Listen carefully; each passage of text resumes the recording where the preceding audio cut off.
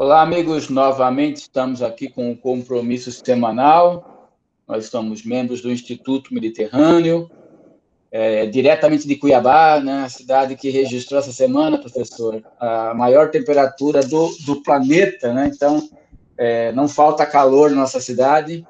E o Instituto Mediterrâneo está diretamente de Cuiabá, tentando abordar temas que fizeram a diferença e fazem na comunidade, no meio das pessoas com as quais a gente convive, e a gente entende que esses assuntos podem, de alguma forma, contribuir para o debate. A gente vem falando de questões, ainda que de forma superficial, do ponto de vista do aprofundamento dos temas, né?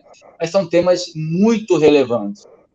E hoje, professor, nós escolhemos falar a respeito da política, né? A política que é um instrumento, é um meio pelo qual a sociedade estrutura, se organiza e atinge os seus objetivos, né? Mas me parece que nos últimos anos a política virou um fim em si mesmo, né? Ela passou a viver por si só e não como um meio para atingir os seus objetivos. E aí eu queria iniciar essa parte lendo um pequeno trecho, uma introdução da obra do Eric Voegelin, que é A Nova Ciência da Política. Eu sei que é um autor que o senhor aprecia bastante, e ele começa o livro falando o seguinte: os homens concretos, na sua convivência histórica, eis o dado fundamental da ciência política. Por isso mesmo, a teoria política é uma teoria da história. As diversas formas mediante as quais se estruturam a sociedade e o poder que a governa representam essa realidade, cuja significação mais profunda decorre do próprio destino humano. Então, o Voegelin fala que o dado fundamental da ciência política são os homens concretos na sua convivência histórica. Me parece que aí tem um forte indício de onde a política se perdeu, porque eu acho que as pessoas que vivem da política tentam se afastar do homem concreto, né? Vivem em bolhas, vivem a partir de realidades completamente abstratas, né? E também buscam evitar todo o contato histórico, né? Então, a política hoje, ela parece que serve muito mais a ideologias, a visões abstratas, do que propriamente ao homem concreto, que é o homem do dia a dia. O que o senhor acha, professor? Concordo plenamente contigo, Milton. Acho que essa definição que tu trouxeste do Voegelin dá o tom, né? Do que ele entende por política, né? Voegelin, acho que, de fato, é um autor que eu estudo bastante, porque ele é muito importante, né? Ele, de fato, como tu já leste obras dele, né? Tu percebeu que é, de fato, um autor luminoso, né? Ele nos fornece categorias que, de fato, explicam a realidade, né? De um modo rigorosamente científico, né? Então, ele é muito útil, sem contar pela sua erudição e tudo mais. Eu acho que ele dá o tom, né, do que é a política. Quer dizer, a política, ela deve ser uma atividade antiutópica, né? Nós não podemos tornar a política refém da utopia. E isso é o que ele deixa bem claro, né? Então, acho que esse é o primeiro ponto a nós destacarmos aqui, né? A política é uma atividade, né? A política é uma ação, a política é uma prática, né? Que deve se contrapor às utopias. Acho que esse é primeiro ponto. Por que deve se contrapor às utopias? Porque as utopias são um sintoma de adoecimento, né? As utopias, elas mostram que a sociedade ocidental, ao escolher o caminho da política utópica, primeiro ela adoeceu, né? E esse adoecimento chama-se materialismo. O sintoma é a utopia, né? Mas uma vez a utopia ela se instalando, ela vai reforçar essa doença. Tá? Então, de fato, a utopia é um sintoma do materialismo, porque toda a política moderna ela converge para criar uma sociedade materialista. Isso é indiscutível, né? Que tem no totalitarismo seu ponto mais alto. Então, nós podemos dizer que o totalitarismo, Milton, sem dúvida nenhuma, é o ponto de chegada da evolução política moderna no seu ponto máximo. É o máximo que a política moderna pode alcançar em termos de desenvolvimento. É o totalitarismo. O totalitarismo não é uma demonstração de que a política moderna falhou, pelo contrário. O totalitarismo é uma evidência do sucesso da política moderna, porque a política moderna é concebida para gerar uma sociedade totalitária e não uma sociedade livre. É o exato oposto do que os iluministas imaginavam ou cinicamente tentaram implantar, né? Eu fico mais com a segunda hipótese.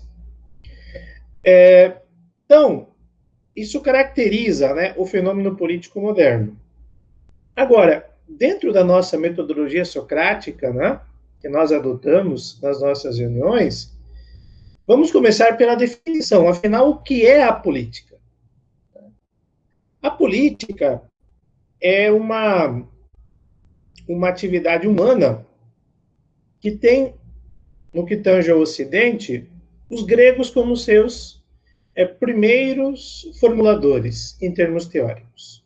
Então, eles mesmos cunharam o termo, né, politiké, né, repolitiké, tá? Então, a política. Politiké é uma palavra grega que combina duas outras, polis e iké. Ou seja, a arte da vida na polis. Mais rigorosamente, a capacidade de viver na polis. Isso é política, né? Então, nós já afastamos de partida a definição maquiavélica de que a política é a arte de conquistar e manter o poder. Essa é uma das heranças malditas do maquiavelismo para o Ocidente. Transformar a atividade política como um empreendimento cínico em busca da conquista e manutenção do poder. Do poder. Então, nós precisamos recuperar a concepção grega de política. Porque senão nós condenaremos, Milton, e a gente já discutiu isso várias lives aqui, nós condenaremos a vida política a uma escravidão ao cinismo. Nós seremos escravizados pelo cinismo. E isso é absolutamente dissolvente. Isso liquida com qualquer possibilidade de termos uma vida boa e justa, tá? Orientada pela virtude, como, né, conversávamos na nossa última live, e fica claro, ou nós temos a política da virtude, ou nós temos a política do poder, né? Não há meio termo aí. Então, é urgente recuperarmos o conceito grego de política, a arte da vida na polis. Bom, essa arte da vida na polis, ela está baseada em uma ideia importante. Essa arte pode ser aprendida, né? Então, o indivíduo, ele aprende por um processo educativo, formativo, a viver em sociedade, a viver com o outro. Viver com o outro de um modo polido. Aí vem o termo polido, né? Vem de polis. Polida é a pessoa capaz de viver na polis com os outros. Então, esse polimento do indivíduo, para habilitá-lo a viver na polis, é dado pela paideia. Paideia é um termo grego que significa educação. Na verdade, é um termo de dificílima tradução, porque a tradução mais correta seria formação integral do homem. Mas nós chamamos isso de educação. É um processo educativo, né? Não confundir com ensino, né? Que é ministrado em escolas. Isso é outra coisa que pouco tem a ver com educação, né? São coisas de naturezas distintas. Então, o homem é educado para viver na polis, ou seja, ele adquire o conhecimento das virtudes, o exercício das virtudes, para aí poder se inserir na vida política. Então, quem deve participar da politique? Aquele que desenvolveu a capacidade de viver na polis. E qual é a principal capacidade aí do político? Qual é a principal virtude do político? A frônesis. Frônesis em grego significa prudência. Então, quem é o indivíduo habilitado a ser um político? A viver na polis e governá-la? Quem passou por uma paideia, ou seja, por uma formação integral, uma educação, pela qual ele aprendeu a virtude da prudência. Isso vai definir a essência do político. O político é, por excelência, um homem prudente. Ele é, acima de tudo, um homem virtuoso. E aí, nós passamos, né, a uma questão muito importante na concepção grega de política. Nós não começamos pela mudança das instituições. Nós começamos pela mudança interior do indivíduo. Platão, ele, ao fundar a ciência política, para todos os efeitos, Platão é o fundador da ciência política. Maquiavel fundou uma técnica política. Tanto é que essa técnica está condensada em um manual, né? O que define, né, um dos atributos do saber técnico é estar contido em manuais. Platão dirá que a sociedade é o homem escrito em letras grandes. A sociedade será aquilo que a alma do homem for, e não o contrário. Então, nós teremos, de fato, uma sociedade que persegue a virtude, que persegue a justiça, se nós tivermos almas ordenadas. E para isso a paideia é fundamental. Então, é pelo processo educativo que nós habilitamos os indivíduos a viver na polis. Mas é uma educação que deve ensinar a virtude da prudência. Então, na visão de Platão, o filósofo é o que deve governar a polis.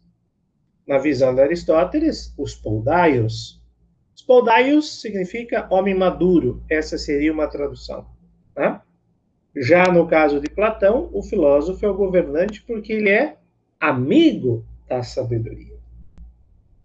Ele formou-se, ele formou a sua alma orientado pela virtude da sabedoria. Ele é amigo da sabedoria.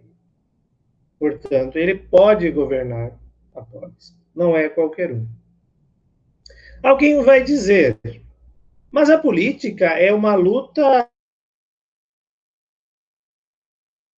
pelo poder na política. Mas quem exerce essa luta? A pergunta é essa. Qual é o tipo humano que exerce essa luta? É um tipo humano que tem no cinismo o metro do sucesso na política? Ou é alguém que tem na virtude o metro do sucesso na política?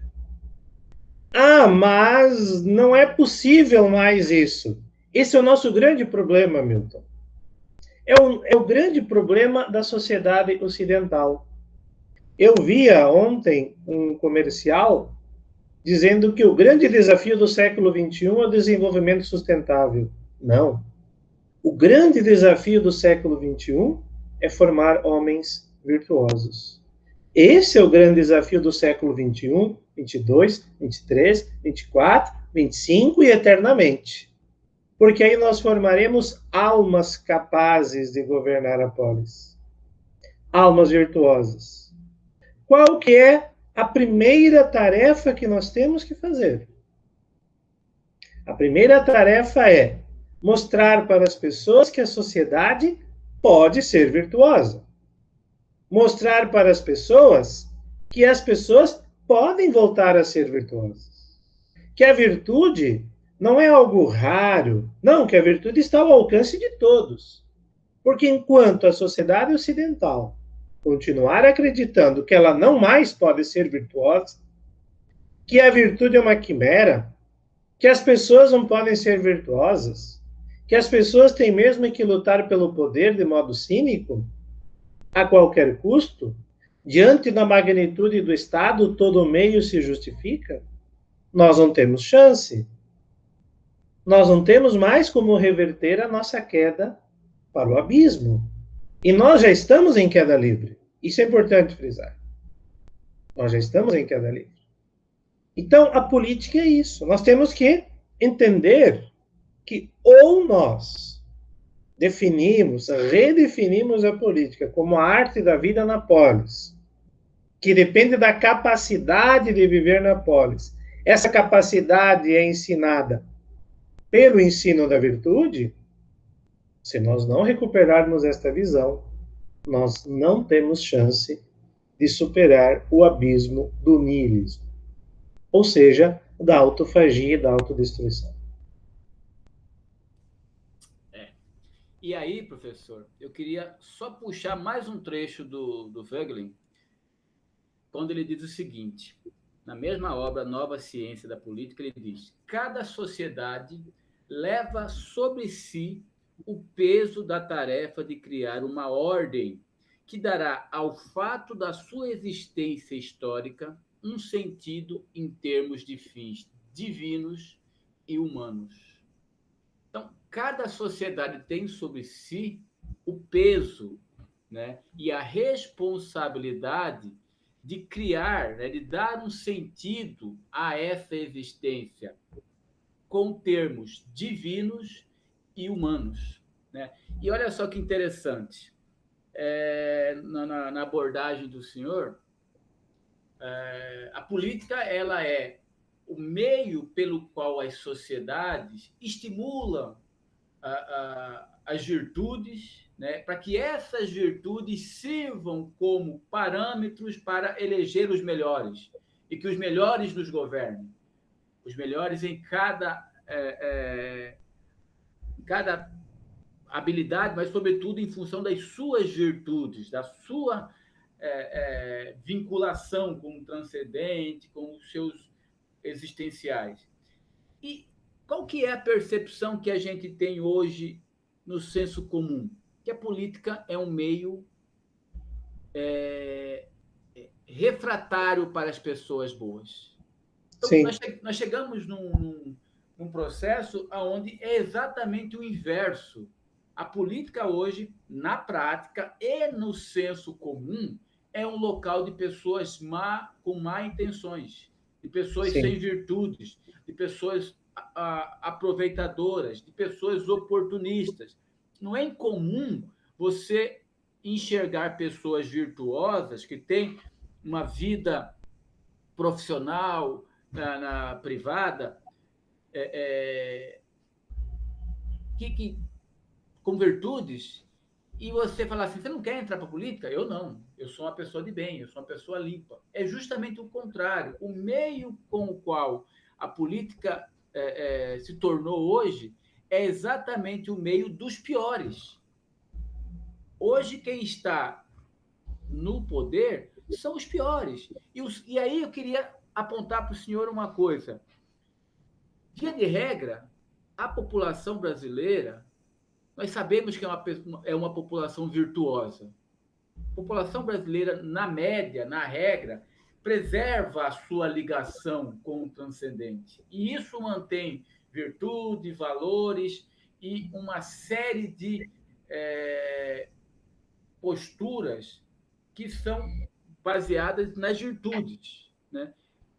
E é exatamente esse cidadão que tem uma espécie de admiração por seres tão repulsivos que estão na nossa política, né?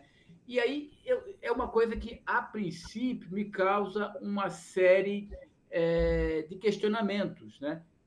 O que explicaria o fato de nós termos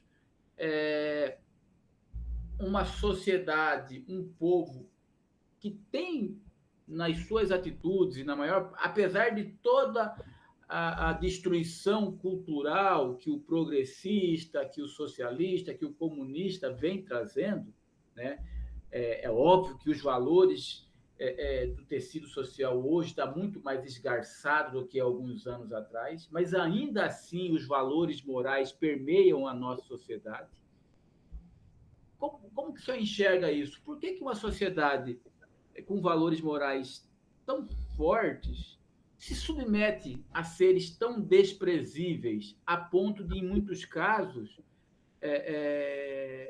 se submeter e se sujeitar a decisões claramente contrárias aos seus valores internos? Essa é uma questão que ela nos remete às próprias fundações da nação, né? Mas eu não quero retroceder até aí porque seria muito cansativo, embora seja importante. Mas eu penso, Milton, que uma hipótese aqui, eu quero avançar com uma hipótese, é o fato de que a sociedade brasileira ela é fundada em valores concretos. É uma sociedade que preza a família, ela preza a religião, ela preza a propriedade. Ela se fundamenta nisso, né? Então, na sociedade brasileira, nós jamais teremos, por exemplo, uma burocracia como a americana ou a alemã. Isso é um sonho. Isso é um sonho. Isso nunca vai acontecer. Não é da nossa psique política. Seria o mesmo, Milton, que nós esperarmos que os japoneses comecem a furar fila. Seria a mesma coisa. Alguém vai, não, mas japonês não, japonês. Ah, tá, o japonês não vai fazer isso. Mas por que nós mudaríamos os nossos fundamentos? Ué, não vai acontecer. Nós somos uma sociedade fundada em valores concretos. Então, por exemplo, para nós conta muito a amizade, as relações de amizade. É muito comum um europeu vir aqui e dizer, nossa, como os brasileiros são acolhedores. Sim, nós somos uma sociedade fundada em valores concretos. Religião, família, propriedade, amizade. Isso é muito caro a nós. Então, a nação brasileira, a alma da nação, ela se fundamenta nisso. Qual que é a consequência para a vida prática e depois para a vida política? O brasileiro se apega aos seus problemas individuais. Ele não se preocupa com questões coletivas. Por quê? Porque ele está centrado na sua propriedade, na sua família, na sua religião, nos seus amigos. Isso é o que importa para ele. Ele não está muito preocupado com a ideologia do governante. Ele não está muito preocupado se o governante é conservador, se o governante é de esquerda. Ele está preocupado o seguinte: a minha família, os meus amigos estão bem? Eu estou bem? A minha propriedade está garantida? Sim. Ah, não, então tranquilo. Então estou bem. Bom, qual que é o aspecto positivo disso e qual é o aspecto sombrio? O aspecto positivo é que nós somos muito refratários a utopias políticas, a governos comunistas, a governos socialistas. Né? Há uma resistência a isso que é intrínseca à sociedade brasileira. Porém, como consequência negativa, nós temos uma descaracterização, por exemplo, da impessoalidade. A burocracia aqui não funciona. Nós temos uma descaracterização da ascensão pelo mérito técnico. No Brasil, eu acho que o Brasil, Milton, deve ser um dos países do mundo que mais tem cargos em comissão no governo. Ora, cargo de confiança. O cargo de confiança é um termo, é uma realidade antípoda ao que é uma burocracia. Tá? O cargo de confiança, ele é próprio de uma dominação carismática. Carismática. Né? Nós somos uma sociedade burocrática. Ah, mas que é muito permeada pelo carisma. Sim, porque a nossa sociedade, a alma da nossa nação está enraizada em valores concretos. São esses valores concretos, né? Essa base de terreno de onde a alma extrai a sua seiva. Por exemplo, o que é o jeitinho? É eu resolver os meus problemas do modo mais pragmático possível, independente das regras, independente de leis, independente de normas gerais, independente das regras, né, das abstrações jurídicas. Né? Alguém poderia dizer, ah, mas isso tem uma gênese no Brasil, porque aqui nós somos sempre um país muito grande, as áreas eram muito distantes, então cada um tinha que resolver os seus problemas. Pode ser, acho que essa é uma explicação válida. Mas eu entendo que mais poder teórico tem, né, esses valores concretos, essa fundamentação nos valores concretos. Eu acho que isso explica melhor, né, essa nossa convivência com governos que negam os fundamentos da nação, mas com os quais a alma da nação convive. Né? Porque o seu solo não são as normas, não são as regras, não são as leis. A lei no Brasil é um mero referente, né? Que as pessoas seguem ou não seguem, né? É aquela famosa expressão, no Brasil tem lei que pega, tem lei que não pega. Ora, por que tem lei que não pega? Porque não há preocupação com leis. O brasileiro passa ao largo de leis. A alma da nação passa ao largo de burocracias. Essa alma está preocupada com sua família, com sua religião, com seus parentes, com a sua propriedade, os seus amigos. É isso que importa para ela. Então, o que está escrito e quem governa é algo que volta e meia vem à mente, né? Mas não é o solo de onde a nação extrai a sua força vital. Perfeito. Assim, essa abstração da política, a gente fala tanto de democracia, mas a gente tem hoje um sistema político onde o cidadão não se sente representado, a ponto de ele não conseguir projetar os seus valores nos seus líderes, né? E, por exemplo, se a gente parar para pensar que quase 40% dos eleitores que foram às urnas em 2018 votaram no PT, depois de comprovado um crime, além de toda a questão ideológica, que é mais, vamos dizer assim, mais difícil de você perceber, né? Nem todo mundo consegue fazer essa leitura de uma forma tão clara, Mas a questão do roubo, né, do saque que foi perpetrado contra o Estado brasileiro, é algo que certamente boa parte desses eleitores, se tivesse o seu filho envolvido em algum roubo no supermercado ali, ele puniria severamente o seu filho. Ele não aceitaria essa atitude na sua casa, mas ele é capaz de relevar e votar num candidato envolvido nesse crime. Ou seja, a política, ele passou a ser algo que o brasileiro despreza. Ele não atribui naquilo parte da sua essência ou parte da sua vida. Ele quer, na verdade, a distância daquilo. E foi isso que esse regime pseudo-democrático, porque de democrático não tem nada, que tenha uma casta, uma elite, grupos de poderes que se ocuparam do Estado e ali fazem o que for necessário para manter a sua sanha, eu diria até criminosa, né? É isso que virou o Estado. E aí você cria uma ojeriza do cidadão e, ao mesmo tempo, você anestesia ele. É essa a minha percepção. O cidadão está anestesiado. Ele já perdeu a sensibilidade em olhar uma atitude negativa de um agente público e se revoltar. Aquilo já é normal, já passou a ser normal. E, de alguma forma, essa normalidade faz com que, tudo bem, faz parte do jogo, é assim, eu não quero para mim, mas tudo bem, é assim, eu voto, porque rouba, mas faz. Quantas vezes a gente já ouviu esse slogan, que é algo contraditório de uma forma muito profunda, né?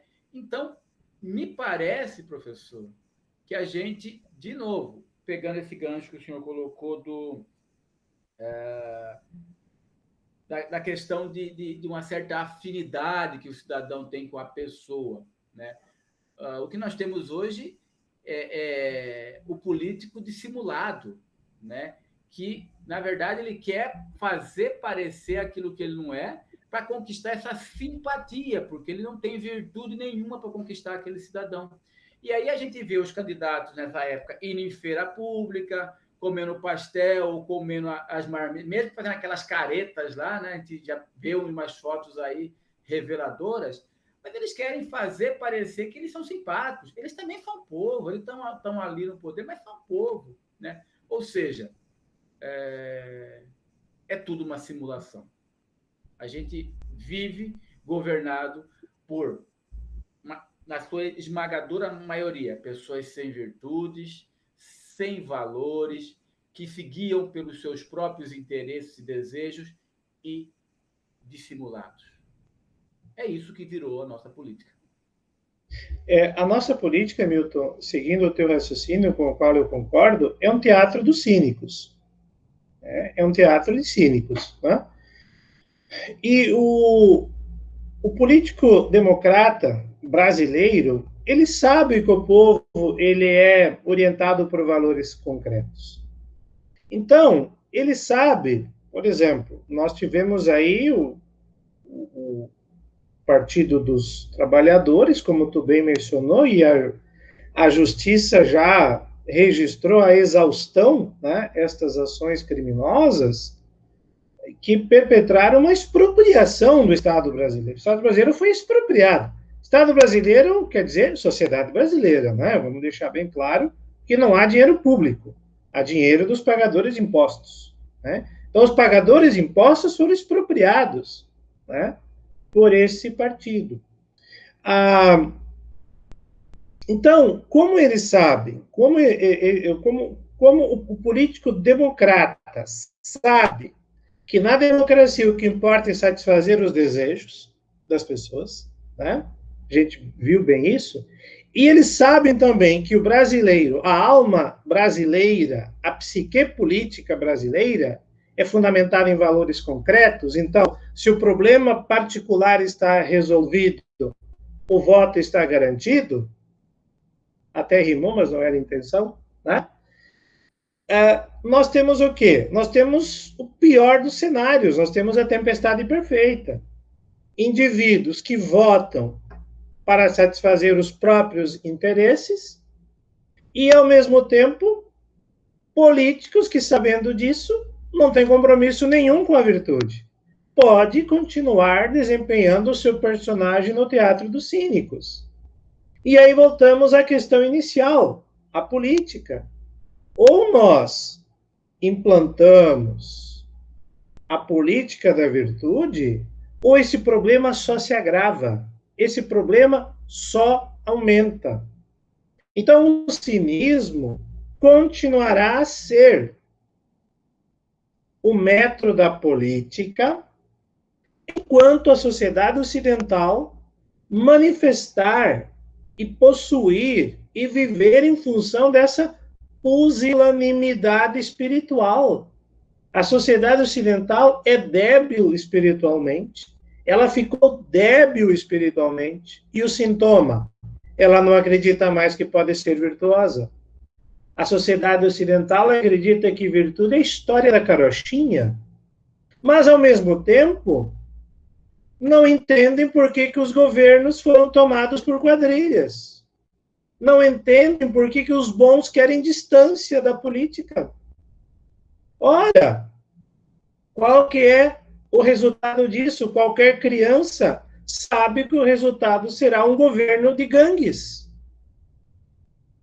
Nós seremos governados por gangues, porque os bons se afastarão cada vez mais da política. O crime já abocanhou nacos imensos do Estado brasileiro e só avançará. Ora, se os bons se retiram, restam os maus. Por que restam os maus? Porque o cinismo é o metro da política e não a virtude. Então, propor a política da virtude, mostrar a importância da política da virtude, é algo muito mais concreto, real e palpável do que as pessoas imaginam. A sociedade tem que fazer uma escolha. As pessoas precisam fazer uma escolha. Ou nós continuamos apostando na política do poder, que tem um cinismo como metro, ou nós apostamos na política da virtude. Ou nós apostamos na formação de indivíduos virtuosos. Não há alternativa. Porque a tendência, o caminho que nós estamos percorrendo, ele nos levará a mais e mais degradação moral. Perfeito. E aí, só uma frase do Platão, né? O castigo dos bons que não fazem política é serem governados pelos maus. Então, parece que nós estamos com esse castigo, né? A gente está sendo castigado há algum tempo. Estamos. E aí, professor? Estamos sendo açoitados, né? Castigados. É isso aí. E aí eu queria só fechar com uma última frase do Wegelin, que eu acho que quando a gente pensou nesse tema, pouca coisa me veio à cabeça além de Wegelin, né? E aí, o que ele fala? A restauração da ciência política deve ser entendida como uma volta à consciência dos princípios. Daí a dica, né? Sair dessa espiral, né? Onde o que guia as relações é o cinismo, os interesses, e buscar uma sociedade virtuosa, né, professor? Perfeitamente. Aqui não vai nenhuma visão ingênua de que o mundo será, né, composto por anjos, seres impolutos. Não. Nós continuaremos tendo uma natureza humana atuante, mas a questão não é essa. A questão é que nós precisamos voltar a acreditar na possibilidade de que podemos ser virtuosos, de que a sociedade pode ser virtuosa. E, acima de tudo, que a virtude deve ser a meta. Ela deve ser o grande objetivo, ser virtuoso. Não quer dizer que nós não teremos mais crimes, que nós não teremos mais corrupção. Não se trata disso. O que nós temos é que recuperar a energia espiritual. Temos que restaurar a energia espiritual que nos leva, nos impulsiona para buscar a virtude. Esse é o grande desafio do século XXI, 22, 23, e não o desenvolvimento sustentável, muito antes pelo contrário. Até porque, né, como cristãos, nós sabemos que nós somos imperfeitos, né, e que nós estamos aqui justamente para, de alguma forma, lutar contra todos os defeitos que nós temos. Mas a virtude e os bons exemplos têm que ser referência, né? Tanto é que Deus mandou o seu Filho como exemplo, como referência, e do que é virtude e do que é bondade, né? Parece que a nossa sociedade hoje castiga os virtuosos, né? E premia os desajustados ou os malvados. Parece que está tudo invertido, né? Está tudo invertido, com certeza. Bom, era isso, professor. O tema realmente é interessante, mas eu acho que a gente conseguiu, pelo menos a minha sensação é essa, né? Existe uma saída, existe um caminho, e ela não passa por outro meio que não seja o homem concreto, que é a definição que o Wegelin faz. Sair dessa vida utópica, né, dessas discussões, além de utópicas, histéricas, né, e vir para a vida real. Olhar a nossa história, olhar o nosso dia a dia, olhar o homem de carne e osso e buscar a virtude como modelo a ser seguido. Parece que o caminho é por aí, né? Perfeitamente, exatamente isso.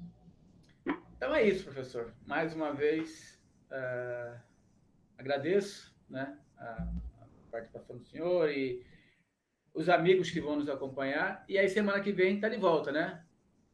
Perfeitamente. Estaremos aí. Grande abraço, professor. Fique com Deus. Até a próxima semana.